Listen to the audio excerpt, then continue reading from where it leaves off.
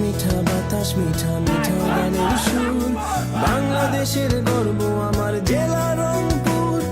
বেগম রোকেয়ার মাটি বীরের জন্মভূমি, এই মাটিতে জন্ম নিলেন দেবী চৌধুরানী। সব প্লেয়ারের জন্য অপেক্ষা করছে। 160 গতি যে দেখ চিনতে পারেন না কে বলেন? রাহিত রানা, বুঝতে হবে রাহিত রানা। আমরা 160 গতির বলারকে দেখতে চাই। গতি দিবে।